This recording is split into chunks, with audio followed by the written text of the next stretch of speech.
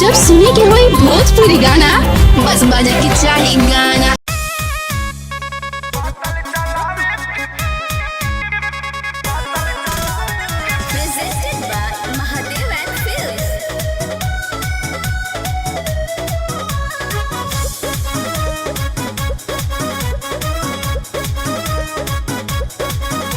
भगवान कोई ने गाय हमारा के बोली अब के डिप्रेशन में आ गए भगवान कैसन दिन देखाए हमारा के बोली अब के तना दबाए पवने माचा मिले हमारा बाराबादी में हेलो हेलो हेलो जो भी बाराती भाई लोग खाना नहीं खाए हैं कृपया द्वार पे जाके खाना खा ले। ए भाई हाँ ये गांव के हुआ हाँ ये का करे के बा बोल रहा तो करे के का बा बरतिया है लिया खाना खियावा काहे भगवान तू कैसन दिन देखो लो हमरे के अरे जोरे मन रखो नी चलो चलो पतल लिया आज पतल चलाए के पराता हमारा अपने लभर के शादी में आज पतल चलावे के पराता हमारा अपने लभर के शादी में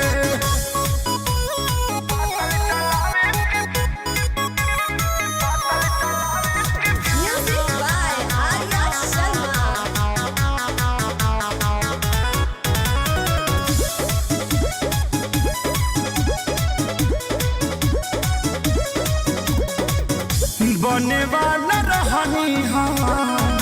जवाना कसैया ई साला बुझता रे लड़की के भैया टेंशन मत लीजिए गलत फैमिली हो गया होगा बने वाला रहनी हम जवाना के सैया ई साला बुझले लड़की के भैया लागी कोई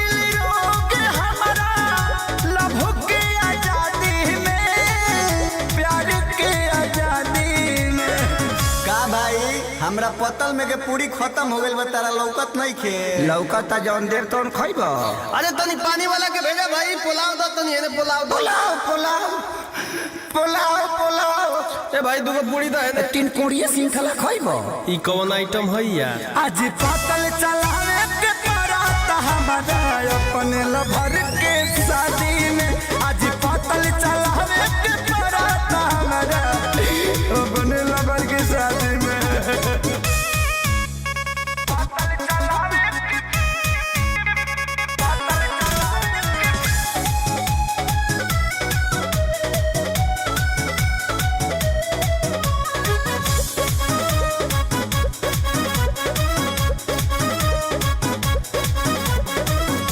यादो राज खेसारी भाने अकेले जिली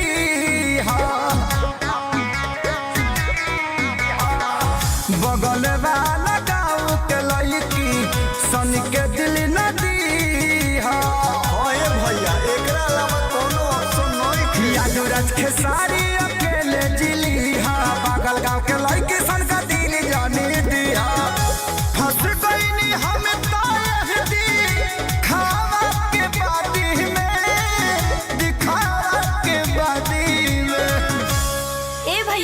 थोड़ा आइए ना इधर काम है आइए ना। ए भाई तारा के बोला कि जाना नहीं भैया मैं आपको ही बुला रही हूँ। हमरा के हाँ क्या भगवान अब कतना बुरा दिन ले जाइबा हमार बता दी आज पतल चलावे के पराता हमारा अपने लवर के साथ में आज पतल चलावे के पराता हमारा